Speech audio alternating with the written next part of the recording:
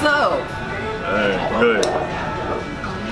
what I realized was that when I first met Gregory, I was not real. I clearly did not know myself. I had kind of morphed into this person that I thought people wanted me to be.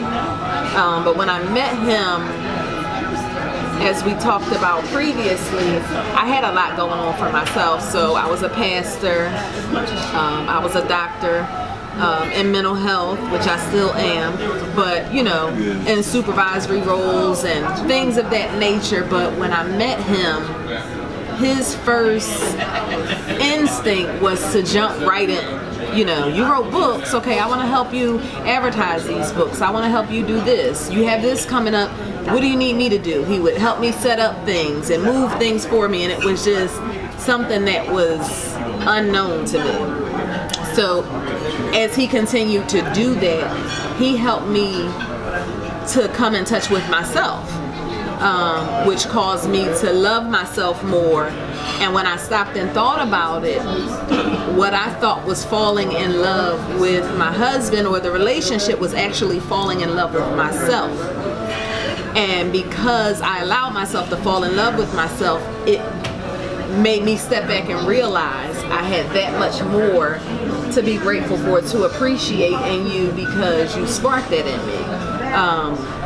And I just feel like it's so important. You know, there are many things that my husband and he has had me to venture out into, from motorcycle riding to fishing and, you know, walking through the woods, all of these things. And initially, it was always a sense of fear. Like, listen, you're a country boy, I'm a city girl, and this right here is not what we do, you know.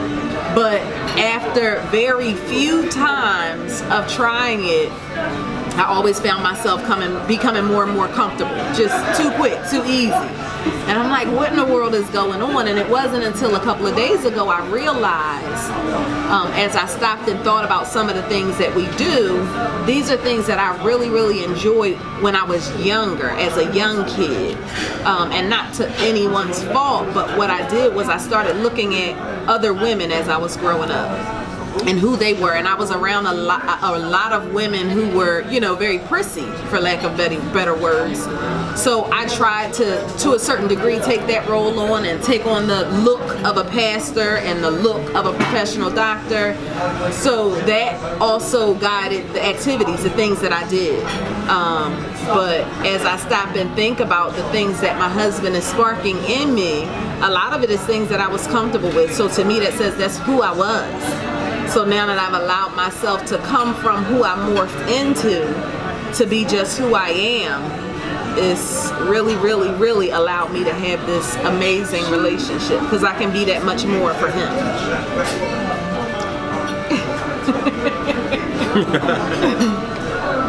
Oh man, you know, certain things happen. I ain't gonna say certain, everything happened for a reason. And she just told you that story. And then the other day, you know, I had told her, I said, look, the way she made me feel is unexplainable. You know, you can't explain it to anybody. If Jesus came down here today and asked you how she made you feel, I'd be like, it's like, you can't explain it. You know, you just can't explain it. And every relationship has its own makeup. You know, every relationship has its own ingredients to what make you happy, or what make you guys happy. But you can't tell somebody that they're not in love when they feel like they're in love, you know, certain times. But when you're in love, it's like it manifests itself. It comes out. You know, it's like eating a bucket of garlic. When you eat a bucket of garlic, you just stink. You know what I mean? So when I'm taking in all this goodness right here, you know, it manifests. This is good food right here. You know what I mean? This is my shake in the morning, my protein, my, you know what I'm saying, my calorie taking, all that. This is what I need. And when you take care of your body, it shows. So she takes care of me from top to bottom. You know what I mean? She makes me very, very happy from the inside out. And one way that I know we're happy is the fact that everybody else can see that we happy. If everybody else can see that we happy, we ain't gotta say a word. You understand what I'm saying? It's just a vibe that you get. That's all. It's a whether you a stranger or whether you my mama and my daddy and you first meet that person and you check us out, you know what I'm saying, together, it's a vibe that you get. You feel it. It's unexplainable. Yeah. It don't even, I think it's unexplainable because it comes from God. That's just my honest truth. You know what I'm saying? It just comes from God. And a lot of things on this earth we can't explain, but it's like a magnificent creation. Nobody ever just happened to get rich. You got to do something, whether it's hit the lottery or build a business for 10 years. You know what I'm saying? You still got to do something and don't just fall in your lap. But this relationship here is wonderful, you know, and I tell people all the time, if I get the opportunity to share my knowledge and the things that I've been through in my relationship, in this relationship, you know what I'm saying, versus the previous relationship, I do it because it's tiring when you're in a relationship and you're not happy. There's a lot of people that just settle in a relationship. Settle because you got kids. Settle because you got a house. Settle because you got a car. You know what I'm saying? Settle because you got property. You know, or you're just comfortable. You know what I'm saying? You're just comfortable, but on the inside, you're not comfortable. I can't live like that no more. And I refuse to live like that. It's almost like when you see greatness and you see happiness and you see opportunity and you can grab it and you got it, you'd be a fool to let it go and go backwards. You know what I'm saying? That's how I feel. That's why I said this ain't never going nowhere. And they're right. I got double check. Okay. But yeah, well, she's we ain't going nowhere. So forever, always. You know, the whole teamwork deal. Both of us have talked about where we came from as far as our positions and, you know, where we are in leadership, where we were in leadership. I was raised, and I truly believe in my heart that the woman, the wife, was created to be a helpmate. A husband should be the visionary, and the wife should be the helpmate. This is what I believe in my heart. Other people may feel other ways. That's why we click, because she feel that in her heart. Boo. Now y'all gonna know I call her Boo a lot. Cause that's my boo. Tell them what you said you wanted to be in your life. From the heart as a child. You know, we're talking as a child before your mind gets twisted into what reality really is. Right. Tell them what you wanted to be in your life. So I was talking to my dad one day, and I was about 9 or 10-ish, and he asked me what I wanted to be when I grow up, and I told him I wanted to be a wife. That's all we need right there. That's all I need. You know, I don't mean to cut you off, but everybody can relate to this. If you gotta ask your mate to do it, it's totally different from them doing it because they want to do it. It's totally different. Well, it don't matter what it is, whether it can be a sexual favor, anything. You know what I mean? To know that you have that at your fingertips, it's a wonderful thing. So why would you ever lose it? So I was just gonna say, you know, the whole teamwork deal, we both come from, you know, very strong positions. We're both very strong people, and most people would say that it couldn't or wouldn't work because we're both very headstrong. But like I said, I watched my mother, Lady Carolyn Mills, I love you so much. Hey, Mama Mills, you know we love you. I watched my mom from a child. She was, to me, the epitome of a wife. She served my father to this day. She still does. They were married. They have been married so far for 38 years. And it's just 39 years, I'm sorry, they just celebrated in May. But it was just something so awesome to me that was impressed upon me. So I feel like the woman is the helpmeet. But I wasn't put in that position before my husband. But when I met him, I was fortunate enough that God put me in a position to be able to succeed and accomplish so much prior to meeting him, because I had my opportunity of individual shine. But when I met him and he had a vision, and in his vision, it included taking care of his wife and his children, I knew at that time the competition could not exist. And there is, in my opinion, no way to successfully have two people running after two separate visions and be able to accomplish what needs to be accomplished. So he never asked me to, he never suggested, we never even had the conversation, honestly. I just put a lot of those things that I had accomplished that, you know, okay, it was okay to let go of. I put a lot of that stuff behind and accepted what I had already accomplished to make room for my husband's vision, because at that point I knew I could be the wife that I always wanted to be. Now I get the opportunity to live my dream life, which is to support my husband's vision. And I'm grateful that it was Gregory, because he has such a strong vision and he has such a huge heart for everybody that he comes across. What you see is what you get. So I, you know, am really grateful that that's whose vision I'm supporting, because a lot of the stuff that he wants to see is the stuff that I want to see anyway. So instead of having two separate goals, two separate things going, I just join and help him.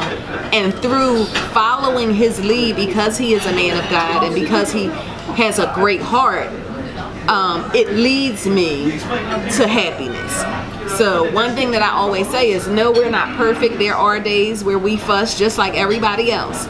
But at the end of the day, I have grown to understand that just because we have an argument, it doesn't mean that the relationship is over. And I spent a lot of time early in our relationship panicking every time we had an argument. Panicking looked like me picking an argument or me making something huge out of something that was very small. So I would do that and it would cause our arguments to be long and to escalate and things of that nature. But after constantly proving himself, I had to have a conversation with myself and say, Tika, this man is for you, just like you're for him. So don't hold on to the past and push him away. So I let it go, and I trust and I believe and I know that he has my best interest at heart. So when those times come up now, I'm able to say, okay, we'll get over it. Because we will, and it's gonna be okay. It doesn't deserve the time or energy. I'm gonna tell you something. This is what I told my wife. I said, with her being a strong believer in God, I told her, I said, now, when you go through hardship, you know, something don't go your way, you don't think that God don't exist anymore. You know what I mean? You don't think that he's not there or he don't love you. You don't think that. You just know that, look, I got to get through this. God got to wait for me. And I told her to look at her husband like that. If we go through a bad time, I ain't going nowhere. You know what I mean? I'm not going nowhere. Just still believe that I'm here. But we still gonna do what we need to do to make each other happy. That's my goal. All day. You bless you. Oh snap.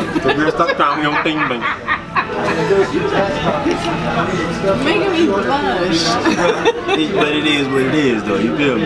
It is what it is. And I done told you that a million times. You know, a million times over. Look, y'all.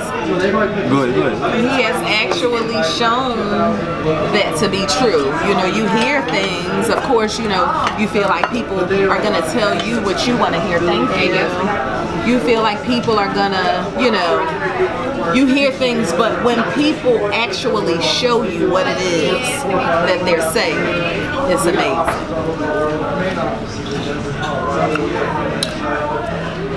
This lady right here told me, she said, it's my job to make sure you eat.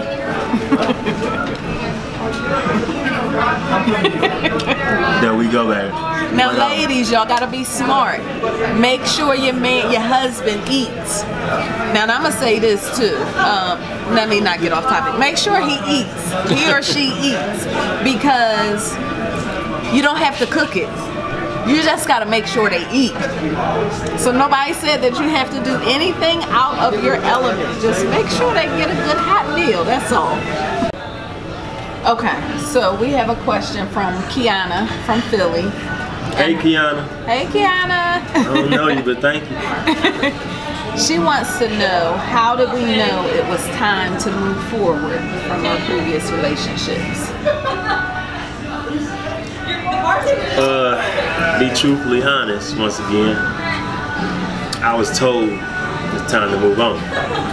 So that's what I did, you know. Tried to make it work, didn't work, ain't no need of forcing it. So that's when I said I'm moving on, especially when I felt in my heart I was clear. So that was my ticket out of there. I was on that midnight train, Georgia. North Carolina. Yeah, I came to Georgia, North Carolina. And for me, I knew it was time to move on, because what a lot of people don't know is, even though I divorced, maybe, you know, I wasn't even fully divorced when I met Gregory. We were in the process. She didn't tell me. I promise y'all, she didn't tell me. I'm a Christian. I'm a Christian. I told him the truth, y'all. I said, I promise. I mean, you know how you be like, this will happen.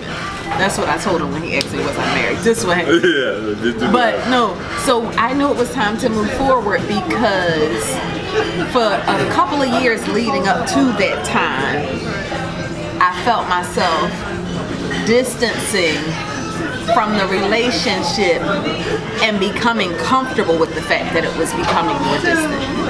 So when he said to me that, you know, we were going to be divorced and we could move on as friends, I knew it was time to move on, because I almost felt like it was my opportunity, like something was saying, okay, Tika, go. Now's your out, go. So I took it, and no hard feelings, no finger blaming. I'm just very glad that I listened to me at that. So thank you, Kiana, for your question. Yeah, that was a good deal.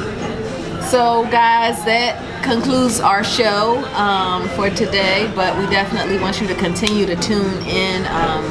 Our next show, we're going to be digging a little bit more into religion, because as we told you, we are from you ain't ready for it. I'm telling you, you ain't ready for it. You better turn the volume down on the ears. And we're not promoting a religion. We're just speaking our truths. We just telling what makes us happy. So how we feel from the inside out. Tune in. People already see. I'm sorry, boo. I didn't mean to rush. That is what people already see. That's a passionate topic. Very, very passionate topic. You know? But tune in. Remember, the Mobile Mac Shop, we're always representing 2715 South Main Street, Concord, North Carolina. Where quality meets confidence. Where Gregory McPherson is our owner and master mechanic. 704-262-3412. Thank you to Applebee's here in Concord for allowing us to shoot our show tonight. Shout out to Applebee's. Thank y'all. Y'all have a good one. Thank you. Thank you. Wait, she's coming to say hold you're on, welcome. Hold on. She you want to say you're welcome? Oh, I just want to say thank you, guys. I just want to say thank you and ask how everything was. Oh, everything was amazing. And we thank you for your hospitality. Thank you. All right, thank you guys for coming in. Yes, ma'am. Have a good Thank one. you much. Good night. Right, good night, folks.